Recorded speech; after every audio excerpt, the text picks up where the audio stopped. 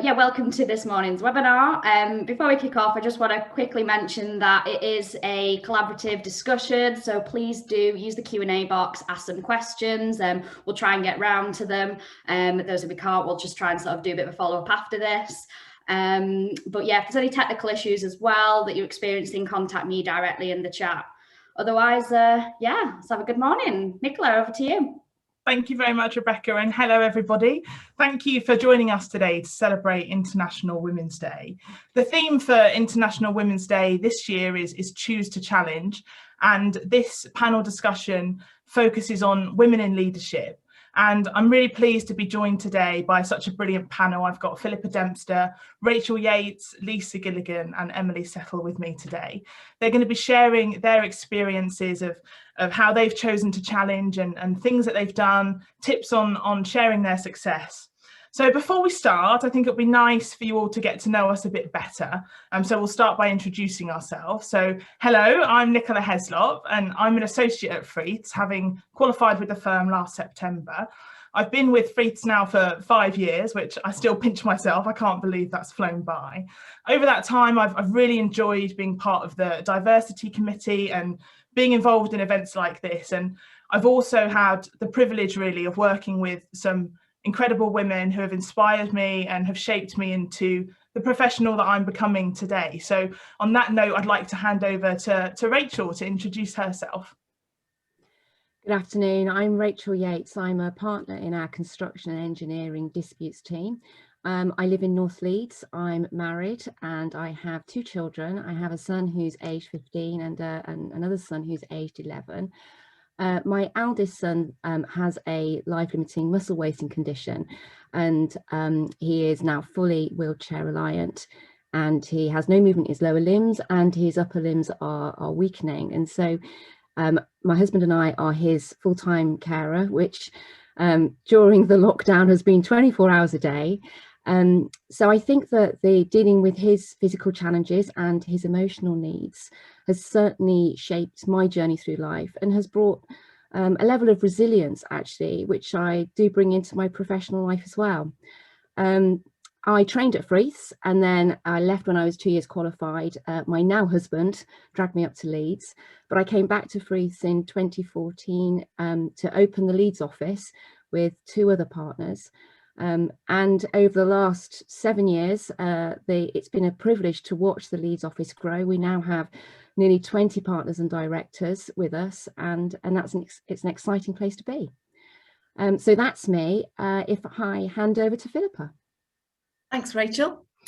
I'm Philippa Dempster. I am the senior partner and also manage the London office. But actually, underneath all this, I'm a little girl from Lincolnshire. That when I was 8, I used to go to the village school. Well, I was going to the village school for a lot longer than that, but I used to go home every lunch hour and watch the Crown Court with my grandma while I ate my sandwiches. And it was my grandma and watching that programme that inspired me so that I could have a dream of being a lawyer one day. And because I'm rather old, at the time, nobody in my village had ever thought of being a lawyer. And in fact, when I was 17, my boyfriend's parents, he later became my husband, when I met them for the first time and said I wanted to be a lawyer and go to university, his dad laughed at me and said, yeah, but what do you really want to do? Because actually, it wasn't that common for people to do what we do these days. So my journey has been a little bit like Rachel's being a working mum, but I haven't had, my son's been full of life and full of energy, been very sporty. So I've enjoyed my time with him too, as well as being a lawyer. So my journey's been slightly different, but it's been fun and I love every minute of it. So I'm going to hand over now to you, Emily. Thanks, Philippa. Hi, everybody. I'm Emily Settle. I'm a corporate partner. I trained and stayed at Linklaters in the city for 10 years and absolutely loved that. And I left the city about 5 years ago and built another practice around M&A and joined Freeths 2 years ago. I made a choice and I keep making a choice to be an M&A partner. I absolutely love deals. I love building client relationships and I love doing the work.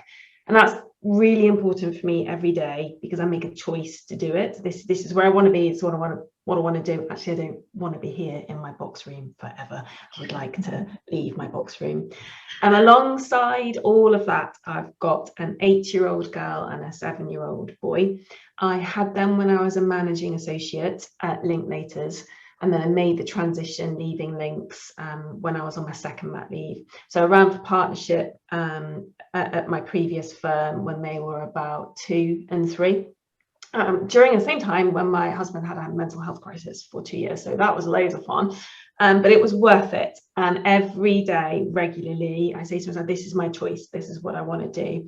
There are times when I think there will be easier things to do, when I think I want to walk away from it all, but I'm glad I don't. And I'm glad I found the tools to keep at it when sometimes it's a bit stickier than usual. So I love what I do, balancing it all. And the other bit is I live with my mum and dad. So I do multi-generational living, which on the whole is a good thing because I get lots of help as well from my parents.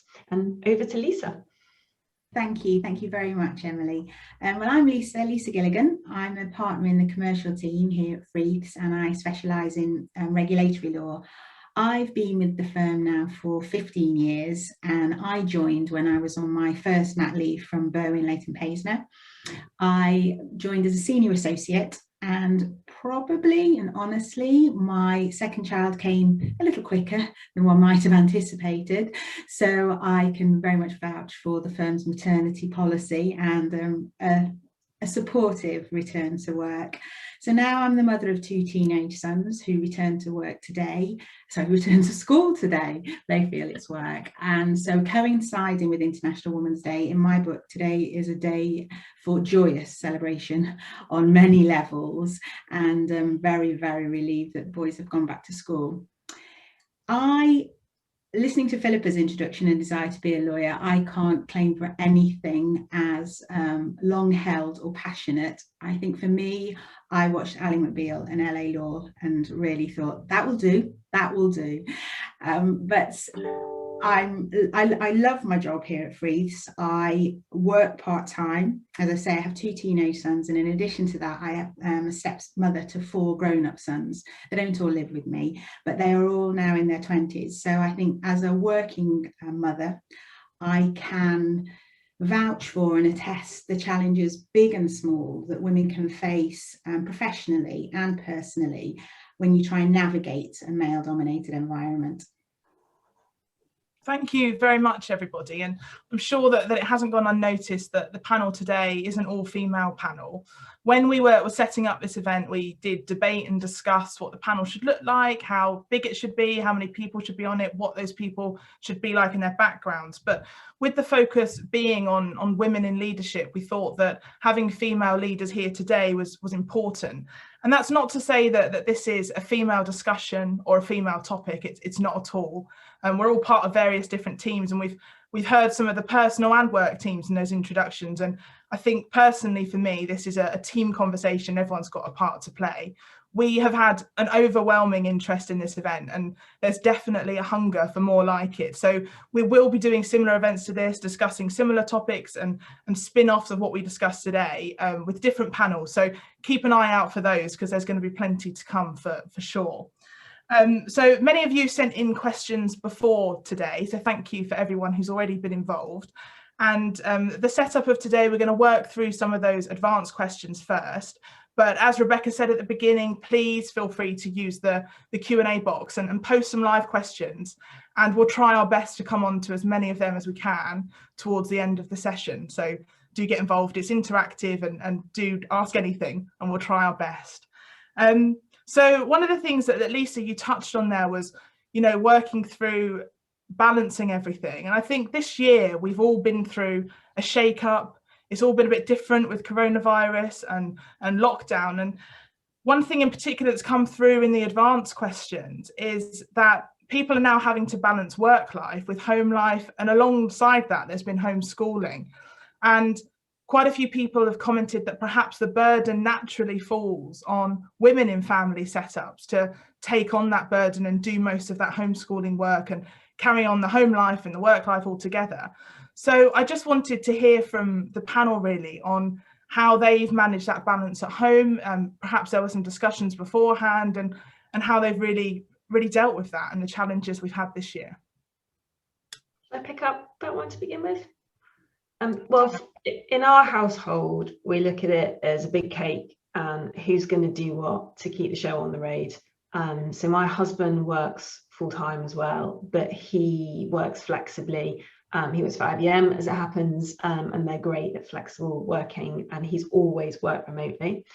And so we cut the cake in a way that I tend to be more dictated by the deals and the pace of work. Again, my choice. So I prefer to be able to do cameo appearances when I'm ready and when I want to, when the deals aren't busy. And he prefers to have a clearer timetable of what he's doing and when he's doing it. So the way that we cut the cake is I definitely spend less on clothes and more on housekeeper and nanny, but that is massively important to me because it means that at the weekends I don't do anything domestic. So once I was a senior associate, which turned into managing associate, I spent a lot of my disposable income at that point on having a lot of help, and that helped me come through. But now that really helps because with my husband plus the sort of hired help, if you like, I've got lots of people that are supporting in the background. Again, my choice, because then on the days when I'm finishing early or I'm not working late or I choose to take breaks at certain times, I can do that because I don't have to follow anybody else's timetable. It's a luxury, but it's a luxury that I planned for over the past decade, really.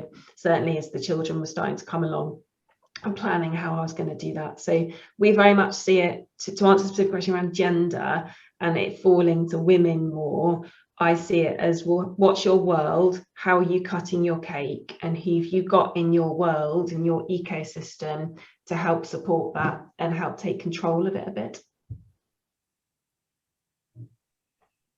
Do any other? Oh, sorry, Lisa, you carry on. No, I was just going to say, I think I would probably echo that. My children are that bit older. So in terms of homeschooling, apart from, are you online? Are you going to get out of bed to join in this lesson? I've not had to be involved in that. You know, my children can do that for themselves. But I think in terms of the broader balancing of everything within the house, it's, you know, sometimes it's not equal. That is, you know, that would be my honest, you know, picture, but it's about balancing between the two of you. And I think it probably became important that you'd chosen well in terms of your husband or your wife or your girlfriend or whoever your life partner is, because this last year has put everything under the microscope. And I think for us, it's similar to Emily, who can do this right now. You know, I don't necessarily enjoy being the person that always loads the washing machine, but I am that person. But feminism leaves me on Thursday evenings when the bins need to go out because I don't want to do that. And I think it's having that recognition that we play to our strengths and how we're going to get from Monday to, you know, how we're going to get through this week together. And it might not be the same way we did it last week, but it's the way we're going to do it this week. I think also, Nicola, for me, it's not necessarily about children, because there's a managing partner that I know in London who actually has kept her nanny, even though her kids have now left home several years ago, and she still employs that person full time to do her shopping, her cleaning, and everything else that she wants in terms of shopping. Now that is a total luxury, but it actually means her life functions and she's able to have free time at the weekend to do what she wants to do. So, you know, it's not just about children, although I know it's been incredibly hard for everybody. And Rachel, I'm sure it's been harder for you more than most.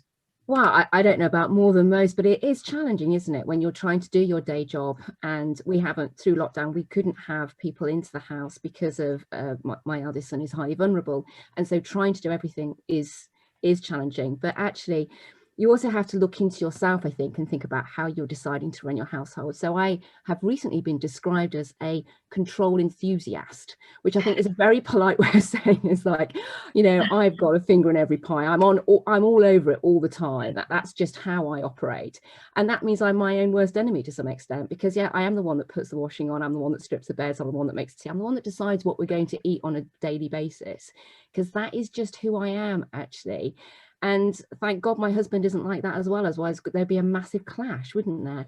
So, you know, he's the calm one and he'll do what I ask him to do. And so if I reflect on it and I think, am I doing more? Yes. Is that because that's who I am? Yes. So, you know, I can't escape that. Actually, if I could just pick up on that, sorry, and I've got loads of questions to get through, so I'll be quick. But one of the things I had to learn when the children came along, and I remind myself of it quite often, is trying not to sweat the small stuff, be it at work or at home. I'm a massive control freak. And when I've learned all my skills at work to try and not do that at work, because that's not good for your team at work. But at home, I find that more difficult. So when you're in that kind of leadership, nailing it at work, I tend to at home be right, exactly like Rachel, this is what we're eating, this is what we're doing. And these are my lists for everybody that is paid for or unpaid in helping our life. And then I have to just try and come down a bit and say, it doesn't matter. So the children, I do not have to measure the grams of sugar that the children have eaten that week, because that's not going to make anybody perfect. And I don't have to worry about the mess, and I don't have to worry if the weekly shop's been done, because it will still be done by somebody. It just might not be done as perfectly as I want it to be. And if I can employ that skill at work, if I can say trainee in our team or the associate in our team has done this piece of work, and it's not absolutely perfect because they've not been doing this for 15 years, but it's absolutely brilliant, the what went well, even better if approach that you'll take when you're leading at work. I try and remind myself to do that at home, because that's when I go crazy a bit at home, is when you've been really busy at work and you've got all these other demands at home, homeschooling, whatever it is, and then you sort of lose yourself a bit and say, it's not perfect, it's not all running really well. Trying not to be perfect at home and not sweat that small stuff makes a massive difference to my mental health at home.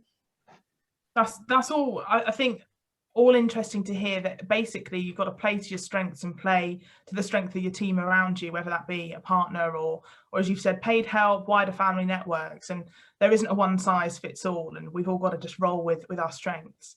One question that came in that for me personally is quite an interesting one, I'm keen to hear the answer, is being where you are now and having the experience that you've got, is there a piece of advice that you would give to your younger self if you could travel back in time, or perhaps to somebody like me who's at the start of their career, and what advice would you give and why? I'd say don't panic, and it's not a race. There is no right time or a time when everything has to be done by, so you don't need to be within a law firm at a certain point before you stop and have, if indeed you're going to stop and have children. It doesn't matter what position you're at, because in the end, and even if it was a race, you're the only one that's in it.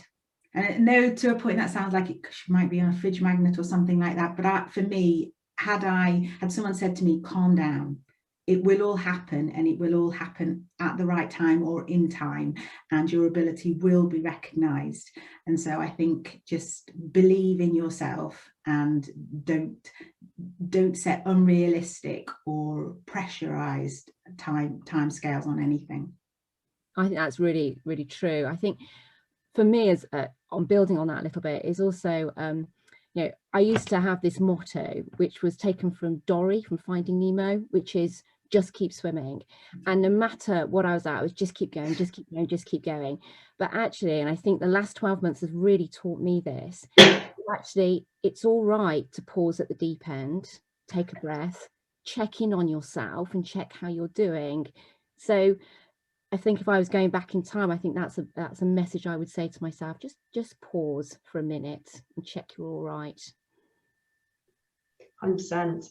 One of the things that I found hardest when the children were young was, I'm really conscious actually that you're looking at a screen of 4 partners, apart from Nicola.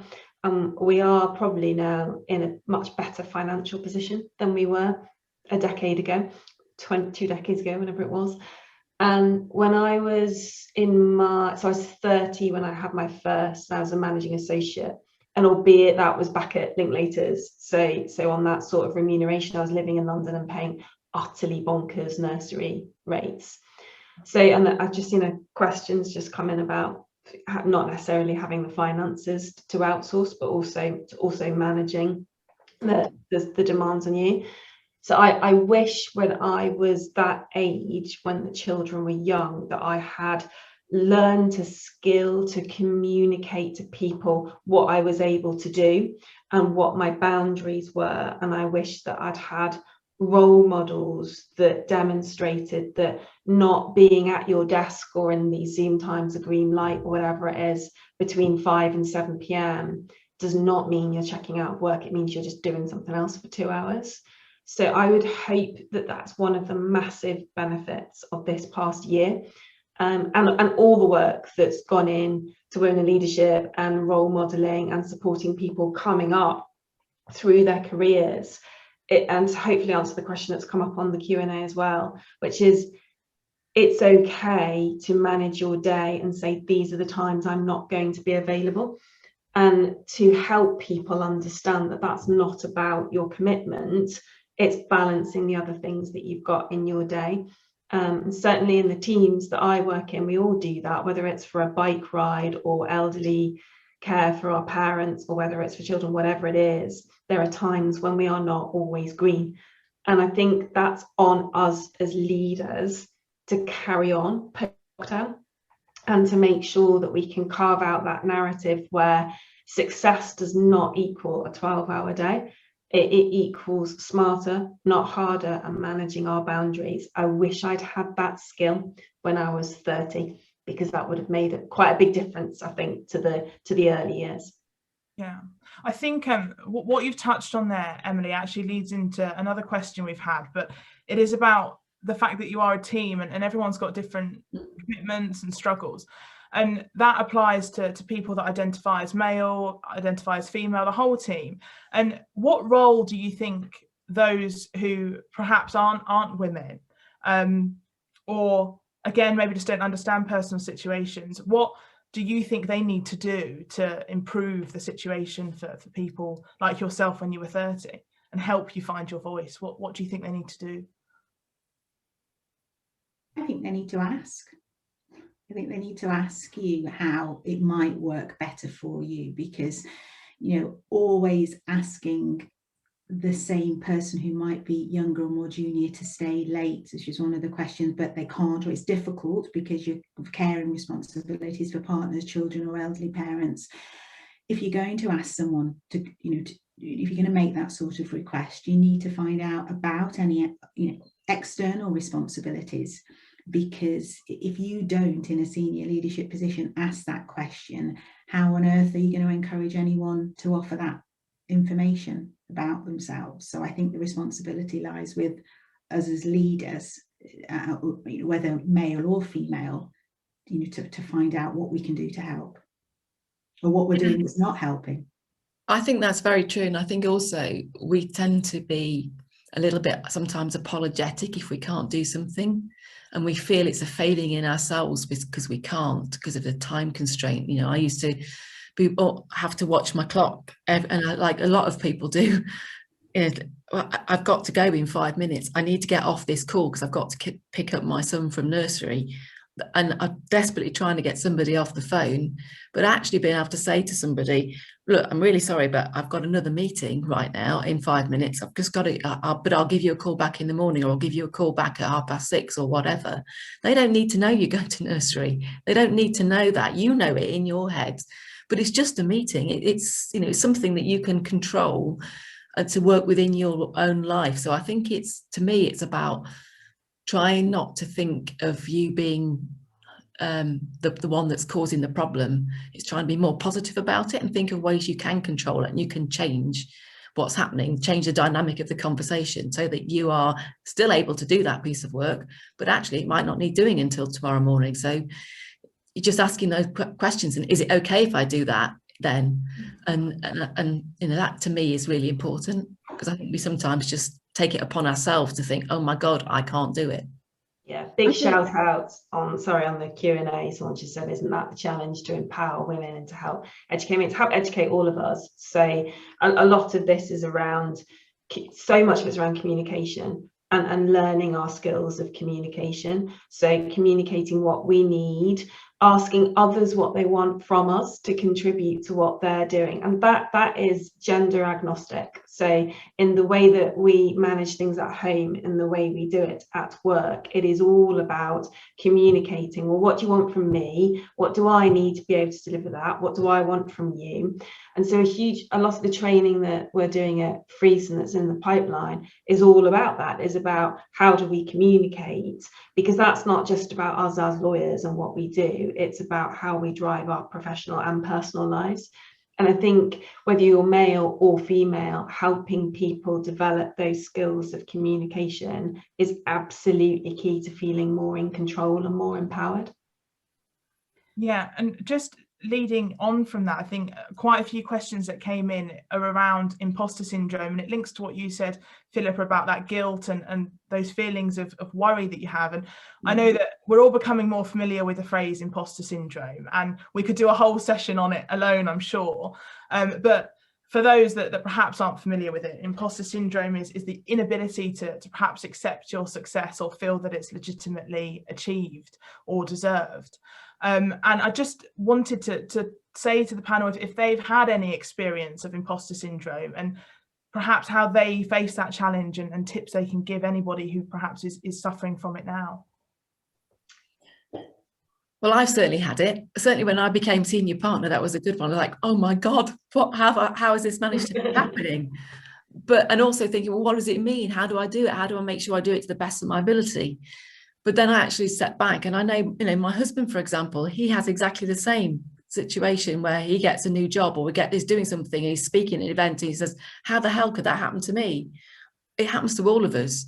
And I think what you've got to do is just try and think, well, actually, I am capable of doing this. I'm going to do it in my way. I'm going to listen. I'm going to take advice from people. It might not be the same as anybody else would ever do it. It might not be as well, but I'm going to give it a go. And I think to me, that's what it's about. Everybody gets it. So I think that to me was the biggest thing, because I just thought it was me. But listening to I'm sure everybody else on the panel will have felt exactly the same, but let's certainly listen to others, say, including my husband, that's definitely the case. I think it's very easy to doubt your own ability all the time, actually. And in construction engineering, it's a very male-dominated environment, and you can walk into a room and they can be, especially when you're younger and they're quite senior males, and you sort of have to just, I think, brace yourself and go, no, I'm here because I'm good at what I do. And that's just a reminder to yourself all the time. But in terms of imposter syndrome, I mean, for me, being invited to be on this panel today, actually, I was a bit like, why would anybody want to hear what I have to say about how I've grown in my career? So I'm with Philippa. I think lots of people, the majority of people, probably have it. And well, especially if you're anybody that wants to develop, I think you probably challenge yourself when you reflect to see, are you performing to the best of yourself? Are you currently the best version of yourself? And I think it's a good question to ask yourself, actually. I don't necessarily think it's sorry, Emily. I don't necessarily think it's a bad thing either, as long as it's not sort of paralyzing you to reach your goals, because I think it can keep you on your toes, because you'd be wrong to think that someone else can't do the job that you're doing. And so I think to look at how you can continue to improve. And I think when you meet those people who are perhaps, well, yeah, I've got this is me, I was born to do this job, nobody else can do it better. When you've been in those meetings with those people, that's not an attractive trait. It's not attractive on so many levels. So I think whilst having a belief in yourself, but I don't think it should necessarily be viewed too negatively. So overshare alert. You can't mute me, can you? Someone say this anyway. So I suffer from imposter syndrome depending where I'm at in my monthly cycle, and I'm just going to put that out there. And I am held hostage by it, and I absolutely hate it. So I have days when I feel 100% capable and I'm on it, and I have days where I just want to crawl under the duvet and just ignore the world. And those days make me feel imposter syndrome, and it's difficult to manage. So I've built coping mechanisms, which is I learned this from another female partner. Have a network. I'm sure we'll talk about that in a minute. And she said to me, well, are you at your best? So I do try and say to myself, am I at my best today? Am I at my best right now?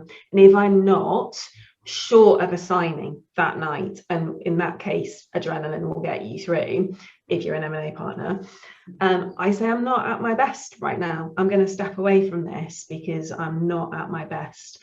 And the other thing is I collect feedback.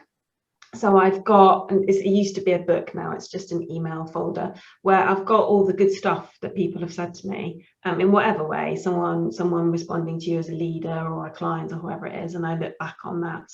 And then I also now track to know when are the good days going to be, when are the less good days going to be. So I hope I'm not alone, I'm not the only person in the world that's just said that, because it is tough, and it is unfortunate that we are thrown these things as women. But for imposter syndrome, everyone, I think so many people have got it. I think addressing it, talking to your coach, talking to your network, sharing it, being honest about it, is the way forward. Someone on the chats just said, fake it until you make it, and it's worked for me. I think that is, I think, something a TED talk I saw once, a lady talked about having a power pose and just adopt your power pose silently, and I've got it. But I think the fake it until you make it is a well recognized one there. Yeah, just picking up on Emily, you mentioned network there, and moving on to networks and things. From somebody like me being junior, I'm already starting to build an internal network at Freeths and an external network. What do you think the importance of that network being quite diverse is? And also, are there any tips on perhaps somebody who's a bit shyer, who doesn't know how to approach people to get those relationships going? Having a network is everybody from your mom through to your partner, through to your team, and it's gender agnostic. And do you go to the same person for everything, or do you go to different people for different things? So I've got a professional coach who's the person that I prepare to speak to each month, and she sets me homework to make sure I'm managing that imposter syndrome stuff. I've got my mum, which is really important to me, and I'm lucky enough to still have her, because I know that, she'll always do that, oh, well, did you try your best, love? And I'll be like, yeah, I did, so I'm all good. I've got my husband, I've got my children who could not care less what I do as a job, and that really grounds me as well. And I've got my team as well, quite honest with the immediate team that we work in, and I find that really, really helpful. And because you work together towards a goal, there's not one piece of work that we ever do that's just on one person, and I found that quite helpful. So whoever it is, it's having people for good days and bad days and the different things that you can reach out to. I think in terms of a work network, then for me, that started with doing really excellent work for clients. Yeah. And if you do a really good job, they refer you to other people, which is fantastic because it gives you a lovely warm feeling when you get a referral from somebody else. But also they move on. So you track them around their different jobs. So that is really helpful. So that gets you going. So that none of that has to be scary at all. And then it's really about just going to talk to people at networking events, or the opportunity, even at people that are family members or in the pub, just telling them briefly what you do. It's surprising how many times there's an opportunity of some work that comes from it, even if it's several years ago. I mean, I had one the other day. I met somebody at a franchise conference 4 years ago, and he kept my name, and he phoned me out of the blue the other day, and he's thinking, God, how did that happen? I can't even remember anything about him. but that's just, it's just about, and some of it is about a numbers game, but it's not about highfalutin conversation. It's just about listening to people and finding ways that you might be able to help or to develop a rapport with, because when they need a lawyer, then you want them to think of you. So that is, to me, it's how it all started, and that still holds really good today. I think if you're someone that's quite shy, I think that was the point that you made, Nicola, and trying to build that network if you don't feel terribly confident. There's a couple of things there. I think if you've got to go into an environment where you don't know anyone and it makes you feel instinctively uncomfortable, I think, remember, most people feel like that, actually. I think go into that environment with somebody that you know and you like and you trust. So, we have this thing in Leeds, but you don't hunt alone, you hunt in packs. So if you're going to go to something, go with someone you know and trust. And also, I think Philippa's point about it's about listening. If you walk into a room, all you have to do is find someone that wants to talk about themselves, and there are a few people like that. So you approach those people and you ask them about themselves, and then you grow in confidence as you're having that conversation, because they're very comfortable with that, and you're just listening and taking it all in whilst you're taking a few deep breaths, going, I'm all right here, I've got this nailed. Yeah, I just wanted to pick up on some of the live questions that have come in. I'm conscious of time. One comment that's come in is that in the legal profession, I know that not everybody who's attended today is in the legal profession, but there's quite a long road to go for qualification competitions higher. So people tend to be qualifying at an older age now. And I myself, I'm 29, I qualified last year, as I say. And there is this internal battle that affects women, is about balancing starting a family and then trying to progress in your career. Do you think that there is a different challenge for women in the legal profession, and perhaps this does apply to other professions? And what would be your advice to those who are perhaps worried about that, about maternity and the impact it will have on their career progression? I would say that in my experience, it doesn't impact on your progression. And actually, there is no good time or bad time to have a family. It is, I think, building on Lisa's points at the start of this discussion, none of this is a race, or if it is, it's just you in it. And so, if you're good at what you do, the people around you recognize that. So I want to work with amazing people. So because an amazing person only wants to work 3 days a week because they've got 5 children, that doesn't stop them being an amazing person, able to do great quality of work for our great clients. So sometimes I think perhaps we put a narrative on it ourselves, which doesn't actually exist. So it's very easy to persuade yourself that everyone's judging you by the fact that you want to have children, as if that suggests some lack of ambition, and actually it completely doesn't. And in my experience, you can't plan for children either. They sometimes happen when they're not expected, which happened to me. And life doesn't do this smooth journey. So I think don't overthink it. Yeah, I would wholeheartedly agree with that. I would say, back yourself, believe in yourself, and if what you want to do, what you personally with your partner you're hoping to do is start a family, then do that, because you don't know what the future will hold for you.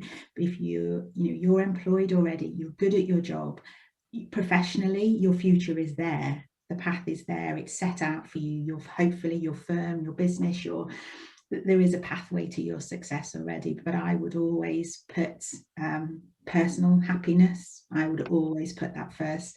And I think I think my husband would vouch that having his 6th son, you can't always plan it.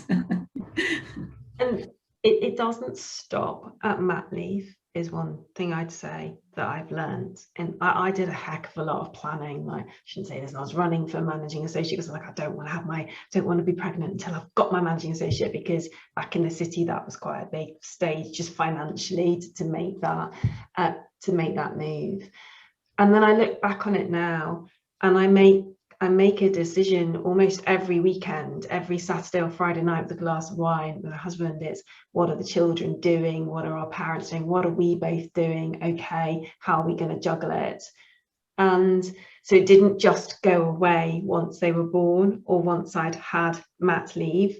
And now it doesn't stop at making partner, because you make partner and then you have new goals about what you'd like to achieve with client relationships, what you'd like to achieve for your team and the people that you feel like you're raising and the talent that you're raising.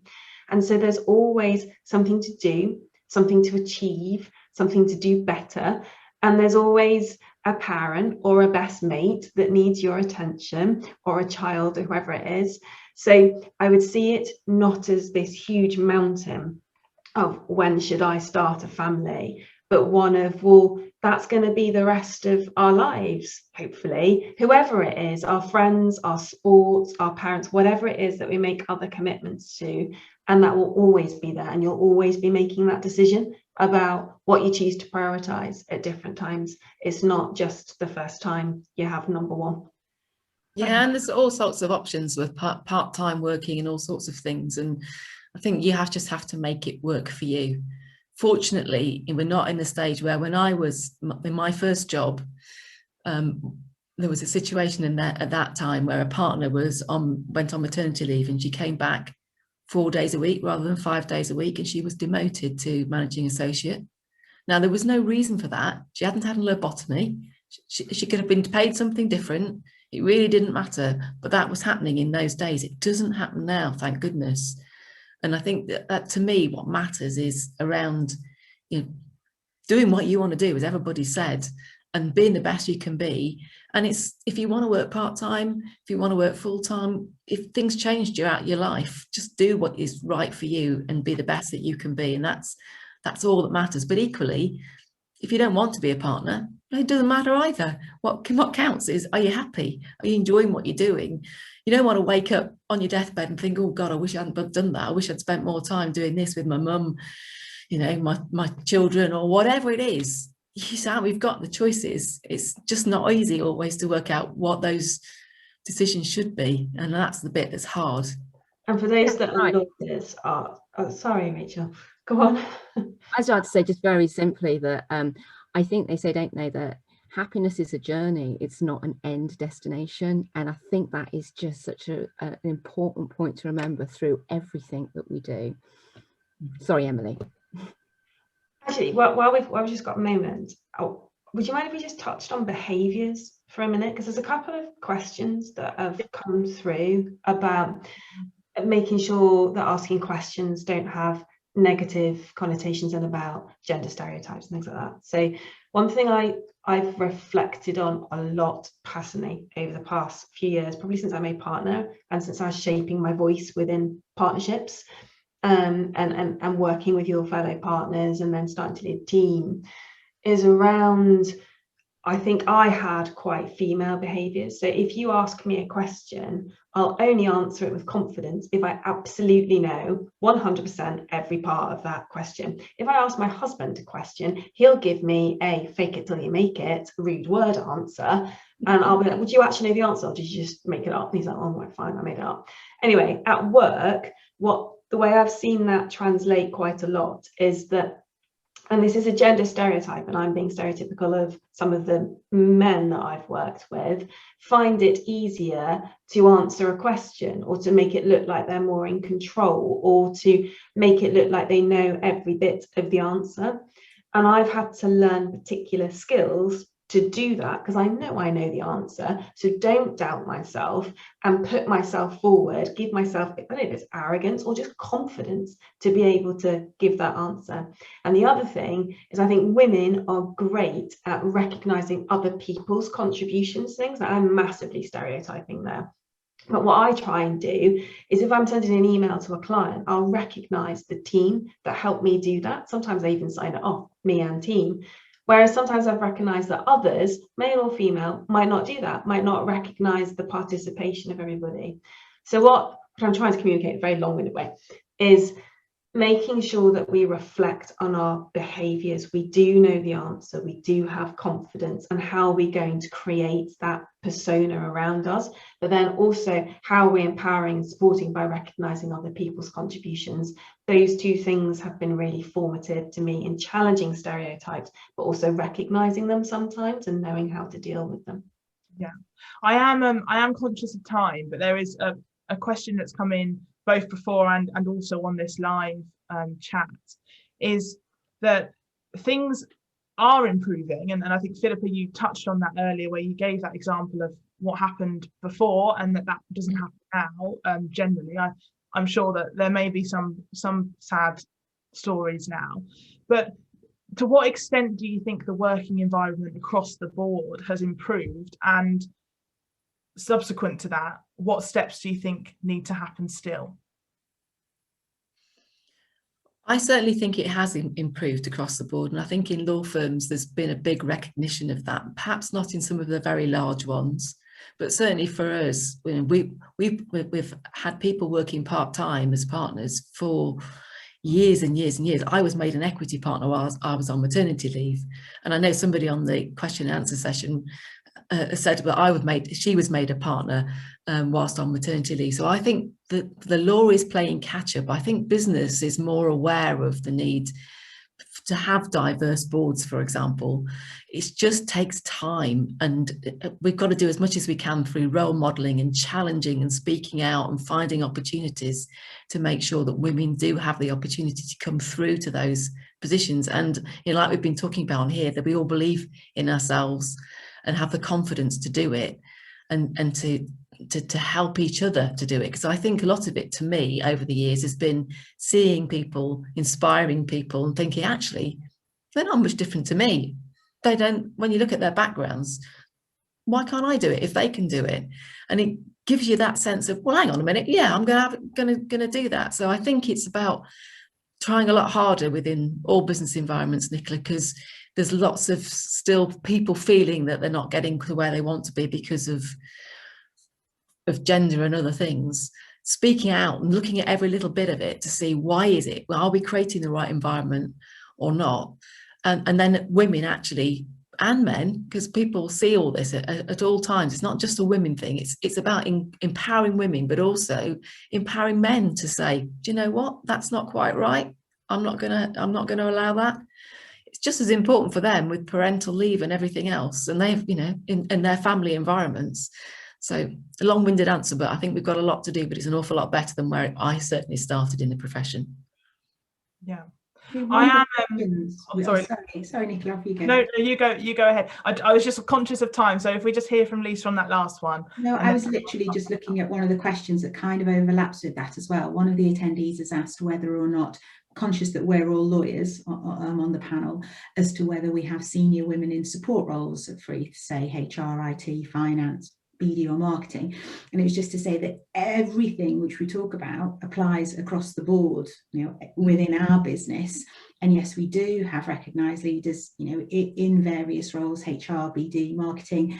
And one of the questions is it something we should choose to challenge if we're not recognising senior women in support roles? And I think that we do, but as Philippa said, with all of these things, it's dynamic. We do, but we can do more, and we will continue to strive in that direction. But it's not just the lawyers within the business that we look to develop. Yeah, and just on that note, sort of again conscious of time and just linking it all back to what today and this year's International Women's Day is about, and it is Choose to Challenge. So I just wondered if we could wrap up by hearing from each of you on the panel about what you are choosing to challenge this year, and why. I think, and especially actually listening to a lot of what has been asked today and how we've answered it, I would choose to challenge that preconception, either from others or based on our own narrative, that working in a way that works for you, whether that's part-time hours or something else, whether that shows any lack of commitment to our role in our business, and or is suggestive in any way that it questions your ambition. So I would choose to challenge that particular point. I think my choose to challenge would be very similar and sort of follow on from Rachel's, in that we do have female, and going back to lawyers at the moment, just because I am and can speak from experience, we do have female part-time partners at Freeths. I am one of them, but prior to COVID, April 2020, only 9% of the partners work part-time, whether that's because you're a parent or a carer, whether you're male or female. So I think that I would choose to challenge, or more positively seek to encourage within the firm people stepping forward and not feeling that for whatever reason, if they don't work full-time, that's in any way a barrier to partnership. And that would be my committed choose to challenge. I would challenge, are you raising talent, male or female, and are you involving them all in the conversation? So sometimes it feels like a battle for some of us that have built up through our careers. And if we were to change, if we were to challenge, it would be that people weren't feeling in the negative. So people were feeling positive, like I can choose, I can do this, and I will do it, rather than, oh, well, I'm worried about whatever it is, having children at X time. And so for leaders and everybody in a team, any profession, are you promoting your talent? Are you working out what your talent needs to be at their best?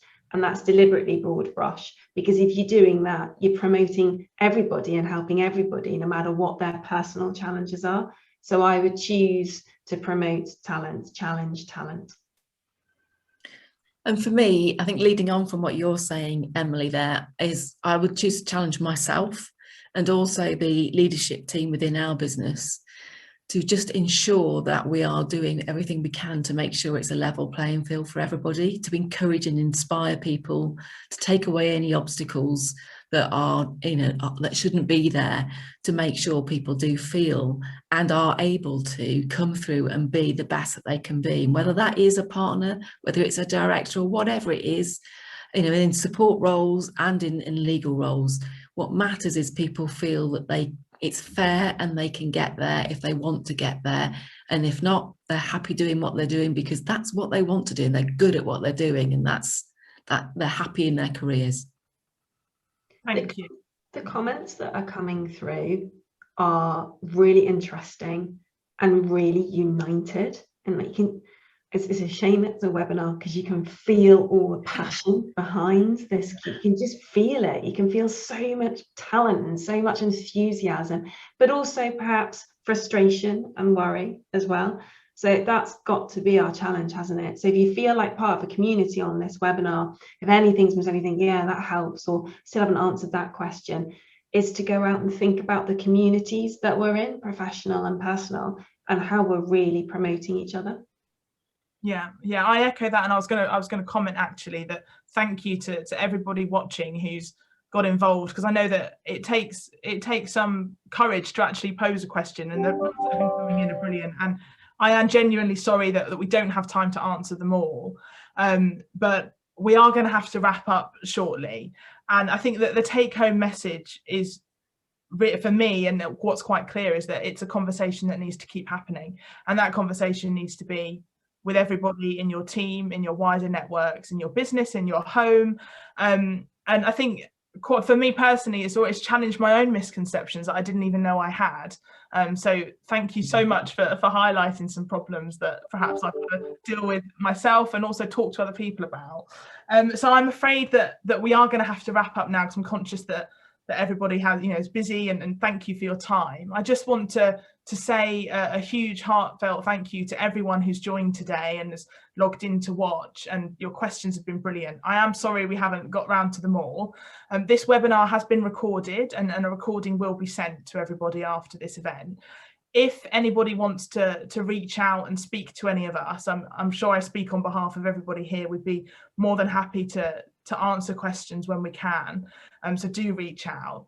I also want to thank the team behind me who have helped set up today. So Megan, Sophie, Becky, Sally and Rebecca, all of you working behind the scenes to make sure that today's run so smoothly. Thank you so much. And of course, the biggest thank you to our panel. Not only have you given up your time, but you've answered questions so openly and honestly, and it's raw, and that's what we need, and we do need to keep on talking. So thank you so much to all of you for being here today and sharing your experience. And on that note, I will wrap up and just hope that everybody has a brilliant day today and enjoy celebrating International Women's Day. But it's not one day, it's an ongoing conversation, so do carry on and celebrate, enjoy, question, challenge, and get involved as much as you can. So thank you everybody, and take care. Thank you. Bye. Bye-bye. Bye.